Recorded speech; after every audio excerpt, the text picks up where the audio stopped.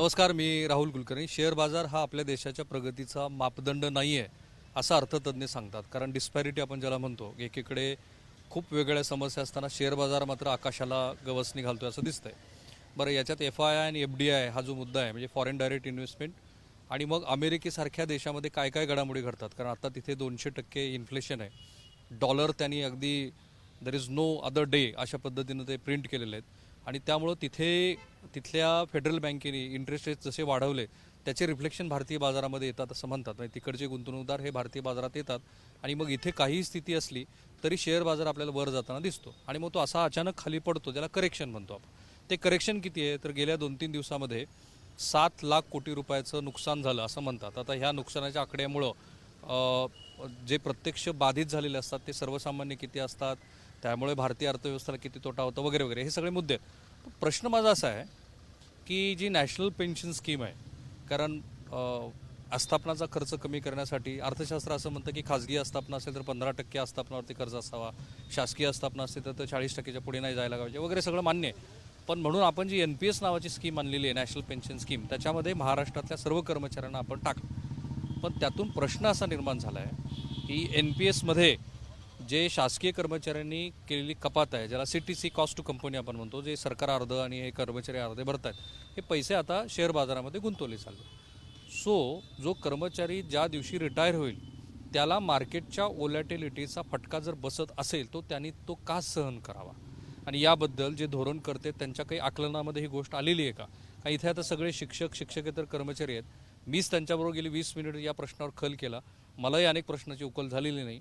पण या व्हिडिओनंतर जर कोणाला ते उकल होत असेल तर या व्हिडिओच्या कमेंट बॉक्समध्ये खाली टाका. हे तुम्ही ज्युनियर कॉलेजला शिकवता, राईट? तुमचं पूर्ण नाव आधी सांगा बरं. मी प्राध्यापक विनोद आंबेवाडीकर, इथे उस्मानाबादमध्ये श्रीपतराव भोसले ज्युनियर कॉलेजला लेक्चरर आहे. आता तुमचं जे NPS अकाउंट आहे त्याचे आपण तपशील एकदा महाराष्ट्राला सांगू, मग मला काय प्रश्न पडतात ते आपण बघूया. तुमचं NPS अकाउंट डिटेल्स सांगा जरा. माझं NPS अकाउंटचं आहे, दुसरे कुठे स्टेटमेंट आहे. या स्टेटमेंटनुसार माझं टोटल अमाऊंट जो काही डिडक्ट झाला आहे हा. सेवेत कधी आलात तुम्ही? मी डिसेंबर 2008ला सेवेत आलो. करेक्ट. आणि तुमची प्रत्यक्ष कपात केव्हा सुरू झाली? माझी कपात सुरू झाली 2016 पासून. 2016 पासून 2022 पर्यंत तुमचे पैसे किती कपात झाले जे इथे इन्व्हेस्ट झाले? हो.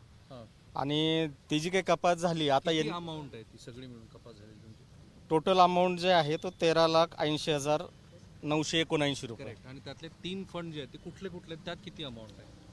त्याच्यामध्ये 3 फंड आहेत. एक तर SBI पेन्शन फंड, दुसरा आहे तो LIC, तोही पेन्शन फंडच आहे, आणि तिसरा जो आहे तो UTI, युनियन ट्रस्ट ऑफ इंडियाचा.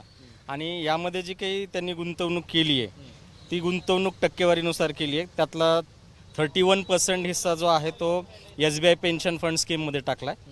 34% जो आहे 34% हा UTI रिटायरमेंट सोल्युशन पेन्शन फंडमध्ये टाकला आहे, आणि 35% जो आहे तो LIC पेन्शन फंड स्कीममध्ये टाकला आहे. म्हणजे तुमचे 100 रुपये हे 100चे 100 हे मार्केटमध्ये? हो, 100चे 100% त्यांनी मार्केटमध्ये गुंतवलेले आहे. त्यातला क्लॉज नंबर 11 जो तुम्ही मला लक्षात आणून दिला तो काय आहे?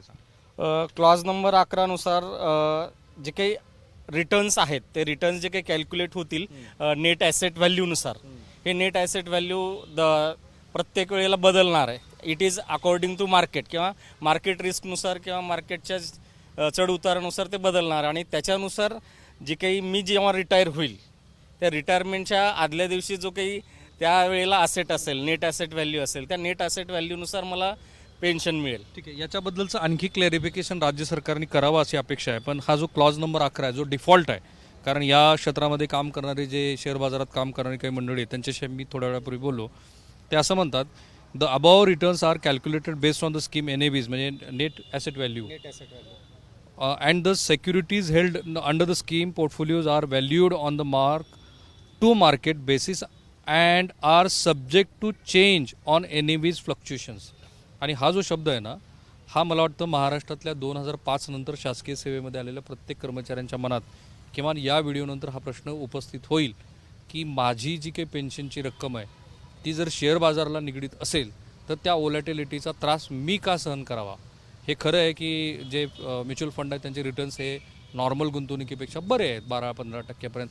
तुमचं अजून काहीतरी वेगळं म्हणणं होतं, तुमचं पूर्ण नाव सांगा आणि सगळं सविस्तर सांगा नेमकं काय झालं. कुठे राहता तुम्ही? मी माने प्रशांत परमेश्वर, महाराष्ट्र राज्य जुनी पेन्शन संघटना जिल्हाध्यक्ष म्हणून मी गेली 5 ते 6 वर्ष काम करत आहे.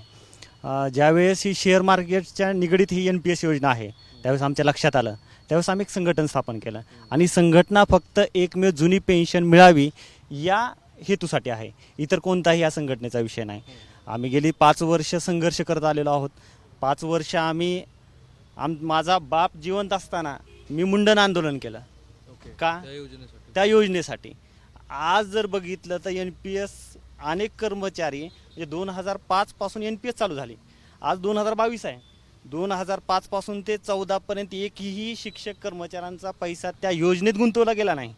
म्हणजे 2000 आज 14ला NPSचा GR आला आणि NPS पासून ते 2022 पर्यंत आज तागायत एकही रक्कम गुंतवली नाही आणि ह्या काळामध्ये अनेक मृत कर्मचारी झाले. 1-2 उदाहरणं सांगा. नावं हो, त्यांची काय आजची परिस्थिती आहे? काय साखरे सर म्हणून आहेत, अनंत साखरे, उमरगा आहे. त्यांचं जर दोनच केस त्यांचं जर बघितलं तर त्यांची मॅडम अक्षरशः आज कुटुंब. काय झालं होतं साखरेचं नीट सविस्तर सांगा, काय झालं होतं? साखरे सरांचं ॲक्सिडेंट झालेला होता. ते DCPS कर्मचारी होते, 1 नोव्हेंबर 2005 नंतर लागलेले होते. त्यांचं ॲक्सिडेंटनं ते मयत झाले आणि मयत झाल्यानंतर त्यांचं म्हणजे पगार थांबली. मंथली जी पगार मिळते आपल्याला ती पगार टोटल बंद झाली. NPS अंतर्गत NPS चालू होतं, DCPS त्यावेळेस चालू होतं 2005 पासून ते 14 पर्यंत. ते DCPSची रक्कम त्यांची जमा झालेली नव्हती, त्याच्यामुळे त्यांना पेन्शन मिळाली नाही. आणि आज त्यांच्या मॅडम अक्षरशः शेतात रोजानं कामाला जातात. म्हणजे अशी वाईट परिस्थिती ह्या महाराष्ट्र शासनानं आणलेली आहे. दुसरी केस बाळासाहेब शिंदे म्हणून होते, आमच्या संघटनेमध्ये होते, आमच्या संघटनेचे विभागीय संपर्क प्रमुख होते. त्यांचं सुद्धा ॲक्सिडेंट झाला, शेतामध्ये ट्रॅक्टरनं ॲक्सिडेंट झाला तर मयत झाले. तर आज अक्षरशः म्हणजे आपला 1-1 रुपया येणारा तो बंद झाला. कुटुंबाला उदरनिर्वाहासाठी काय आहे? काहीच नाही. जे आपण रक्कम म्हणतो मंथली टोटल बंद झाली. त्यांना 1 मुलगा 1 मुलगी आहेत, त्या मुलांचं शिक्षण कसं होणार? हे खूप मोठं म्हणजे आज 2022 पासून ते 2022 पर्यंत ही योजनाच असफल झालेली आहे. आणि या योजनेतून महाराष्ट्र राज्य जुनी पेन्शन संघटना सतत प्रत्येक वेळेस संघर्ष करत आलेले आहे. आणि आज तागायतपणे आपण जर विचार केला तर राजस्थान सरकार NPS योजना होती, पंजाब सरकार, छत्तीसगड सरकार, त्या ठिकाणी त्या महाराष्ट्र तिथल्या शासनाने काय केलं की जुनी पेन्शन योजना लागू केली. पण आज महाराष्ट्र शासनात असे अनेक प्रत्येक कर्मचारी आपण जर विचार केला तर प्रत्येक कर्मचारी हे आपण लोकशाहीच्या दृष्टीनं काम करतो, लोकांसाठी काम करतो. आम्ही शिक्षक आहेत, काम करतो. या ठिकाणी जिल्हा परिषदमधले कर्मचारी काम करतात, हे योजनासाठी काम करतात. आज जर बघितलं तर आमदार आणि खासदार साहेबांना पेन्शन आहे, त्या पद्धतीची पेन्शन आम्हाला फक्त पाहिजे. आणि जर समजा आम्ही आंदोलन करू, तीव्र आंदोलन करू, निश्चितपणे ज्या धर्तीवर राजस्थान सरकारनं दिली, पंजाब सरकार आप सरकार होतं, तिथं आप पक्षानं जर समजा जुनी पेन्शन देत असेल तर महाराष्ट्र शासनाला द्यायला काय अडचण आहे?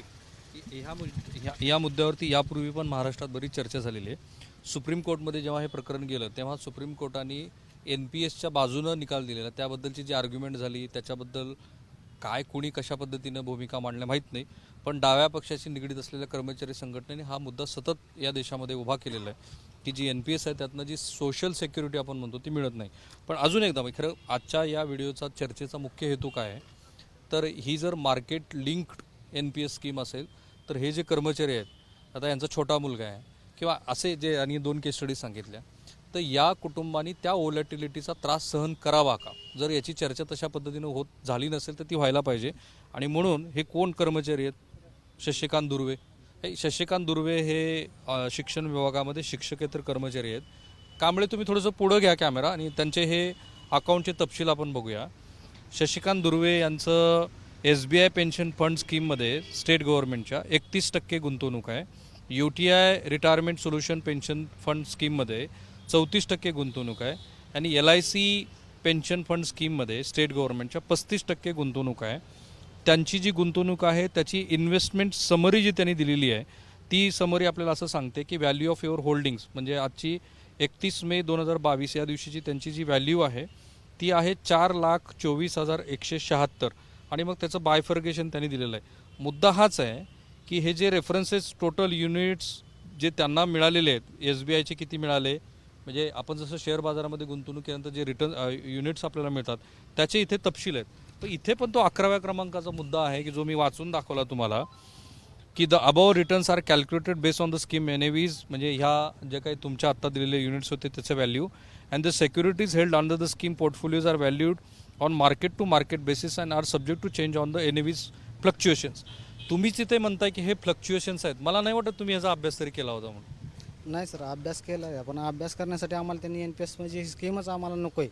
त्यामुळे त्या नको असलेल्या गोष्टीचा आम्ही आतापर्यंत अभ्यास केलाच नाही. कारण आपल्याला जो अभ्यासक्रमच नाही किंवा आपल्याला त्याच्यावरती काही येणारच नाही, ज्याचा काय फायदाच नाही, त्याचा अभ्यास करून काय फायदा, म्हणून आम्ही ह्या NPS गोष्टी किंवा NPSचा कसलाही प्रकारचा अभ्यास केलेला नाही. आणि आम्हाला ही स्कीम नको. कालचंच उदाहरण दिलं तर आमचे काल सहकारी एक्सपायर झाले, त्यांचं नाव होतं समाधान राठोड, की गेल्या 9 महिन्यापूर्वीच ते अनुकंपा तत्वावरती शिक्षण विभागामध्ये कनिष्ठ सहाय्यक या पदावरती रुजू झाले होते. परंतु दुर्दैवाने त्यांचं 12 तारखेला सकाळी 8 वाजता हृदयविकाराच्या तीव्र झटक्याने निधन झालं आहे.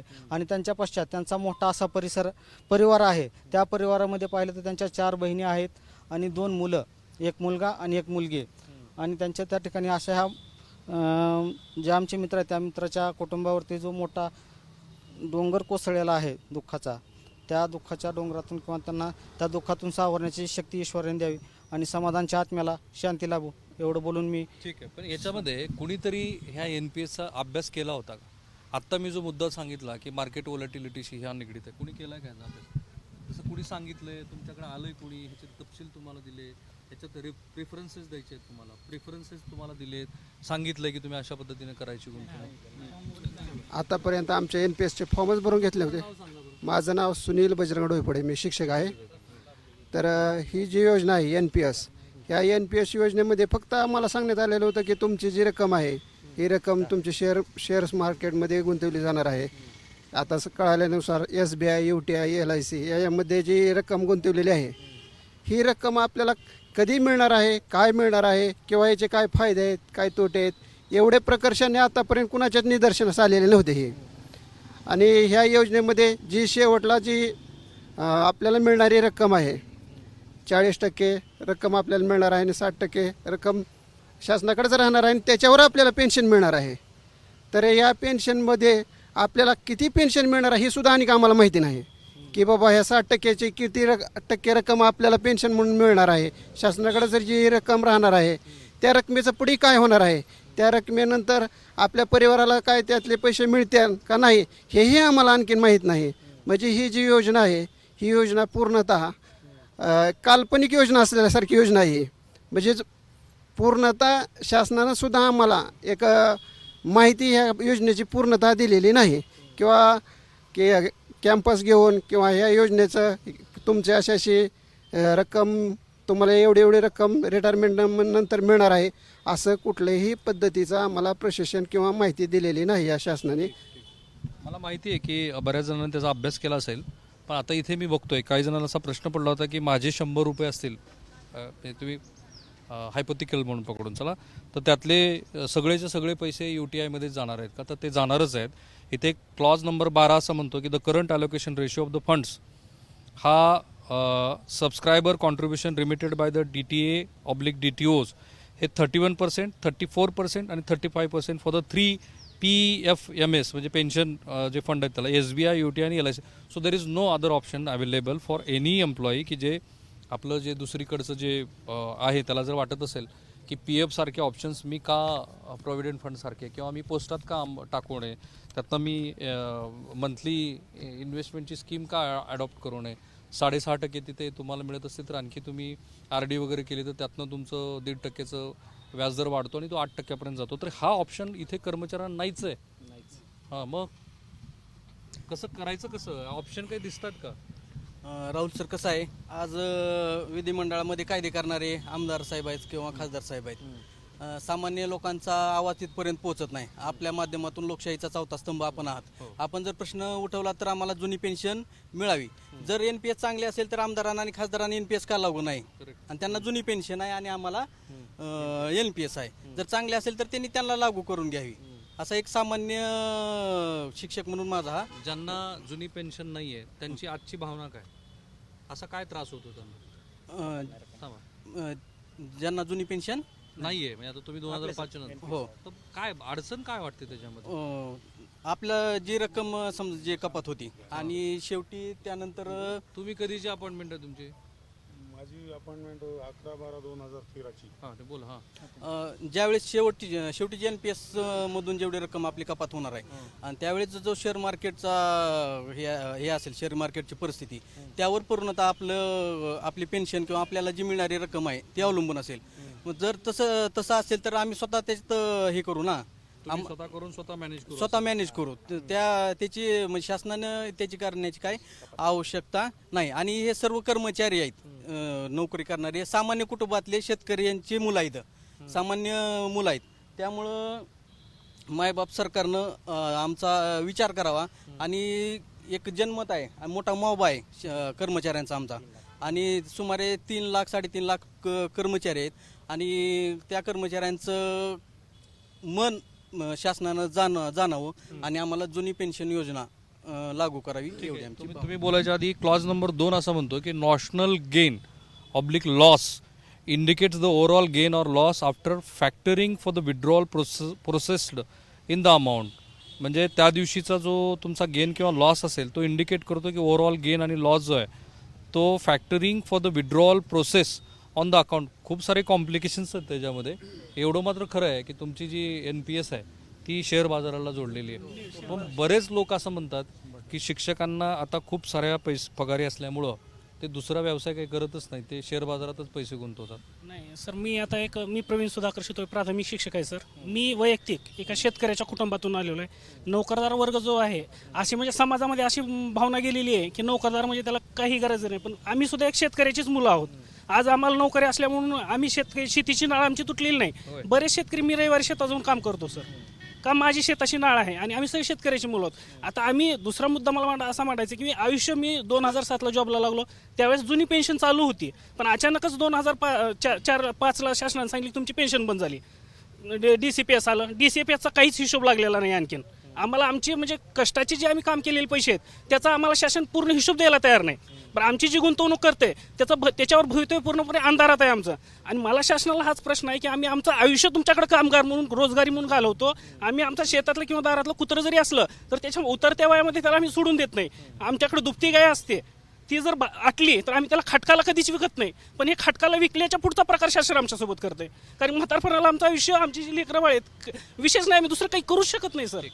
यांनी खाटीक हा शब्द जो वापरला तो कुठल्या जातीच्या अनुषंगाने नाही आहे. मराठीमध्ये जी म्हण असते त्या म्हणीचा संदर्भ त्यांनी घेतलेला आहे. कोणी ऑफेंडिंग फील करू नये. पण याच्यात ज्यांना कोणाला असा प्रश्न पडला असेल की काही ऑप्शन्स त्यांना आहेत पण याच्यामध्ये, कारण प्रत्येकाच्या NPS अकाउंटमध्ये जे डिटेल्स आहेत आणि आता मी वाचताना एक गोष्टी येतच आहेत. 13 पासून क्लॉज नंबर 20 जो गव्हर्नमेंट ऑफ इंडियाने दिलेला आहे, क्लॉज नंबर 21, त्याच्यामध्ये ह्या सगळ्या शासकीय कर्मचाऱ्यांचे पैसे हे कसे सरकारने युनिट लिंक केले आणि शेअर बाजारात ते गुंतवले त्याचे स्वतःच दिलेले तपशील आहे. त्यामुळे आता कुठल्याच प्रश्नाचं उत्तर किमान विवर्सला तर पडू नये. क्लॉज नंबर 21 मध्ये ते असं म्हणतात की on May 15, 2013 government has revise the allocation ratio of funds. म्हणजे 100 रुपयातले कुणाला किती पैसे द्यायचे, फ्रॉम 34, 32 to 34, म्हणजे पूर्वी 34, 32, 34 असा तो रेशिओ होता. तो आता 34, 33, 33 केलेला आहे for the 3 PFMS, SBI, UTI and LIC respectively. म्हणजे या 3 फंडाशिवाय ह्या शासकीय कर्मचाऱ्याचे पैसे कुठंही गुंतवले जाणार नाहीत आणि ते मार्केट लिंक्ड आहेत. त्यामुळे माझा प्रश्न तोच वारंवार जे आपण विचारतोय की मार्केट व्होलॅटिलिटीशी या कर्मचाऱ्यांचं भविष्य हे बांधील करावं की करू नये, त्याबद्दल सरकारच्या तज्ज्ञांनी काहीतरी मत मांडावं. कुणाला GPF बद्दल बोलायचं होतं? हां, काय तुमचं नाव आहे आधी? नाव द्या माझ्या. हां, मी सर पुनर्नियुक्त माजी सैनिक नेताजी देवीदास भोसले. मी सध्या परिचर या पदावर शिक्षण विभाग प्राथमिकमध्ये कार्यरत आहे. हे जे आपल्याकडं 2005 पासून DCPS किंवा NPS कटिंग शासनाकडून होते, कर्मचाऱ्याची DCPS कटिंग आणि शासनाचा 14% वाटा NPS. तर याच्यामध्ये सगळ्यात महत्त्वाचा मुद्दा की माझी किंवा इतर माझ्या बांधवांची रक्कम कुठं शासनाकडे जाते आणि काय त्याचं व्याज मिळतं काय नाही तो सेपरेट मॅटर आहे.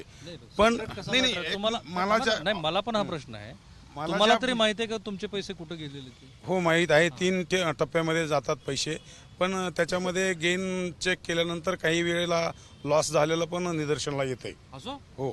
बर आणि म्हणजे सगळ्यात महत्त्वाचा मुद्दा म्हणजे की हे जे NPS DCPSच्या सत्रावर जे कर्मचारी काम करतात त्यांना ऑन दी स्पॉट कुठली इमर्जन्सी आली, जर जे GPF फंडामध्ये जे कटिंग असते पूर्वीची, त्याच्यामध्ये कर्मचाऱ्याला त्याच्या इमर्जन्सीला, मुलाबाळांच्या शिक्षणासाठी, लग्नासाठी पैसे 75% अंतिम न परताव्याचे पैसे मिळायचे किंवा परताव्याच्या हिशोबानं पण गरजेनुसार GPF मधून पैसे मिळायचे. पण आता NPS आणि DCPSच्या संदर्भामध्ये तुमच्याकडे कितीही मोठं संकट आलं तरी शासनाकडे तशी तरतूद नाही आहे. नाममात्र 2 वेळा काढण्याचं आहे, पण ते जे सिरियसनेस दाखवलेलं आहे त्या सिरियसनेसची पूर्तता प्रत्येक कर्मचाऱ्याला करता येत नाही. ठीक आहे. कंडिशन टू विड्रॉल आहे. हा काय JPFचा काय मुद्दा कुणाचा राहिला आणखी बोलायचा? JPFचा काही मुद्दा मांडायचा होता? हा तोच मुद्दा होता. तर थांबूया आपण इथे. या प्रश्नाबद्दल खरं म्हणजे खूप मोठी डिबेट होण्याची गरज आहे आणि सोशल सिक्युरिटीच्या अनुषंगाने शेवटी असं आहे की कर्मचाऱ्याबद्दलची कुणाची काहीही जरी मतं असली तरी ते जे काही आपली शासकीय नियुक्त असलेली सेवा आहे त्या सेवेच्या काळामध्ये ते जे काही काम करतात त्याबद्दल त्यांच्या रिटायरमेंटनंतर त्यांच्या मनामध्ये सुद्धा काहीतरी सुरक्षेची भावना असायला हवी. हे जे मुद्दे आता आलेले आहेत त्या मुद्द्याबद्दलचा राज्य सरकारच्या वतीनं सुद्धा खुलासा व्हायला हवा आणि ह्या ज्या जुन्या पेन्शनधारकाचं जे आंदोलन महाराष्ट्रामध्ये सुरू आहे त्याला एक नवीन पदरसुद्धा या निमित्ताने जोडला जावा आणि तो असाच असायला पाहिजे की माझी इच्छा नसताना, ज्यांची इच्छा आहे त्यांनी ते शेअर बाजारामध्ये जावं काही हरकत नाही, माझी इच्छा नसताना मला कंपल्सरी या व्होलॅटिलिटीचा का भाग व्हायला भाग पडावं. कॅमेरामॅन काकासाहेब कांबळे, समीर राहुल कुलकर्णी, ABP माझा. ABP माझा, उघडा डोळे बघा नीट.